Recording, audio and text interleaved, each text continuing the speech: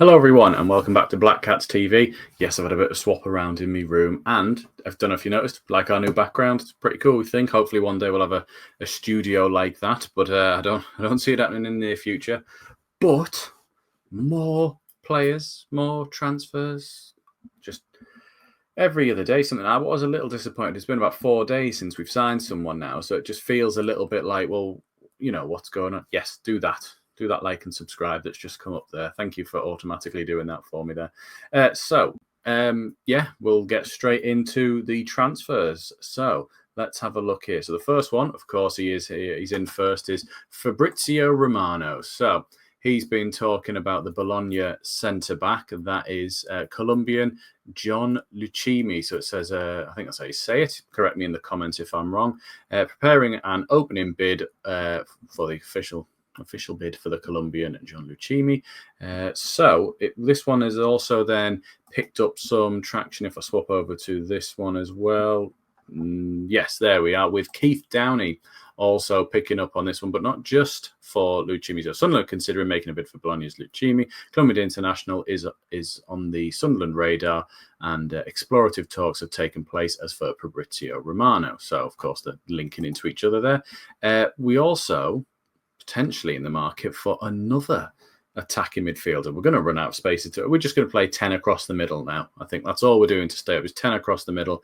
Sunderland have long-standing interest in Khannouss of Leicester. I seem to remember he did score a good few goals last season for Leicester and was a decent player. I think he's 21, so he's very young. I think he is on the radar of West Ham and Monaco that's been linked as well. So hopefully if we are after him, we can move quickly. But I mean, from the signings we've made so far and positions we need, I think Lucumi is more of a priority in terms of we need some defensive reinforcements, really. I mean, I'm hopeful of Charlie Cresswell as well as Lucumi here. I think they both be excellent additions, really. You know, Ballard would have to step up his effort, and I believe he could do because he's fantastic.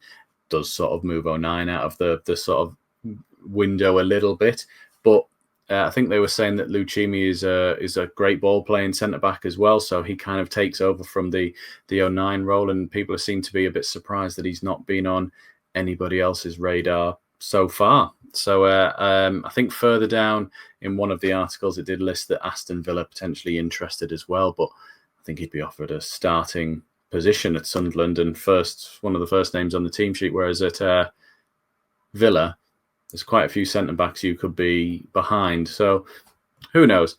So the other one that Keith Downey was mentioning as well, which seems to be picking up a lot of speed, is a former Premier League player, sort of defensive midfielder, I would have thought. Probably can play as an 8 as well. Former of Arsenal, went on to Bayer Leverkusen. It is Granit Xhaka. Yes, the very same. The one, lots of yellow cards and lots of red cards. Famously cupped his ears to the Arsenal fans when they booed him. But I think he's a player that plays with a lot of passion, which I think would really suit us, and getting involved in the game with the Mags as well. So I think it's one I'd like to see. But Keith said Sunderland have genuine interest in Granit Xhaka and are plotting an ambitious move for the Bayer Leverkusen midfielder. Can confirm the Black Cats are exploring the possibility of signing a 32-year-old Bundesliga winner this window to spearhead their Premier League return. Sunderland face competition from Saudi Arabia, but are their ambitions clear? I don't know. I'm terrible at English, as you can probably see, so that doesn't make... I just didn't read that right there. Xhaka is hugely experienced with 137 caps for Switzerland and fits the profile of Regis Lebris' young team. I mean, he's 32. He doesn't fit that well, but I'm guessing they mean for an experienced in the midfield there. It then links Sasha Tavalieri, who, if we have a look here, I think I have the link just for this one, is the one who initially broke it down there. So Sunderland have entered the race for Granit Xhaka by Leverkusen. Sunderland, through club owner Kirill Louis Dreyfus, are in talks about a €10 million deal. What's that about? Is that like 8.6 or something like that £1 million? So that would be an absolute steal for a player of his caliber there. Facing competition from Neom. Neom were the ones who took Bulka when we were after him, the goalkeeper. A few videos back we mentioned him there, but offering a 3-year contract for him. And then just underneath it says, if I go back onto the thing there, he comments on his own one there saying, exclusive news now confirmed by Sky Sports, which, yes, as we can see from this link here, they did put out a video about Granit Xhaka has 3 years left on his deal with Leverkusen, but could be allowed to leave this window. So 3 players who I think we should probably try and go for them all, really. I mean, Khannouss is probably one that I'm a bit like, okay, if we didn't get him, I'm not totally, bothered about based on the signings we've got so far, but go for him if we can. I think the defense is a massive priority for me. So Lucumi and Xhaka would be really good. I know Xhaka plays a bit deeper, a bit more of a ball spraying sort of midfielder from what I remember of his time at Arsenal. Has a wand of a left foot and loves a long range strike. So I'd love to see him flying in some goals in the bottom corners from distance there. But yeah, more stuff as well. I'm sure it's not going to end. I'm sure we'll see scarf pictures and all sorts throughout there. But if it was me at the moment, I would probably be prioritising based on the rumours we have there, which is Lucumi, Xhaka, and Cresswell from previous links that we had there. It's all gone a bit quiet on Cresswell at the moment. Same with I know a few of you keep asking about Lennon Miller at Celtic, and it's nowhere to be found in any links on there. So I don't think there's any forward movement with that one. One other piece of news that keeps coming up is in regards to Romaine Mundle, who it seems to be that we're trying to get him tied down to a longer deal. Here's a Sunderland are offering Romaine Mundle a new contract to fend off growing interest in him, sources have told from Football Insider. Monaco and PSV Eindhoven have made their inquiries about the 22-year-old winger's availability this summer, while several Premier League clubs are also monitoring his situation.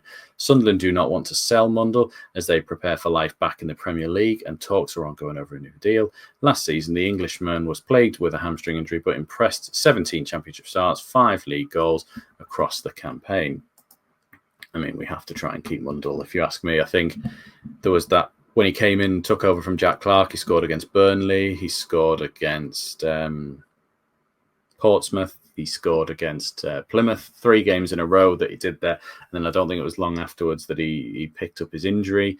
And then I think, did he suffer a setback in like January and didn't quite get that? Or maybe he came back in and then got injured as well. And he got 2 more throughout the season. He's a quality player and someone who I think is going to grow and be even better for us potentially next season. He's rapid. He loves to take people on, and I think we should do everything we can to try and time down to another deal. We don't want him going anywhere at this moment, but it's an interesting one, especially. So let's say the players we've talked about there, Xhaka, El Khannouss, Lucumi, those 3 that were mainly linked there.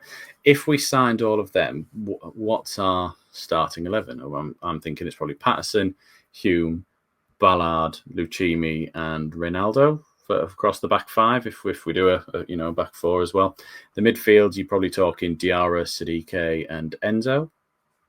I guess Enzo, maybe El Khannouss. You'd sort of interchange them around there, and then are we talking up front of Talby on the right, Mundle on the left, or even Adingra? Adingra's got to be in there as well. So Adingra, Talby, Mundle, anywhere across them, and then Mayenda and Isidore up top. I think that's how we're that's in my head how we're looking. I've probably forgotten several names, but put in the comments who you think would be where, because for me, I think we still have to play Mundle. Can you play Talby or Adingra on the left and vice versa the other way? But I don't want to then start pissing off Mundle when he's a quality player who's only going to get better for us as well, and we don't want to be losing him at any stage to anybody else. Not this early anyway. I don't think.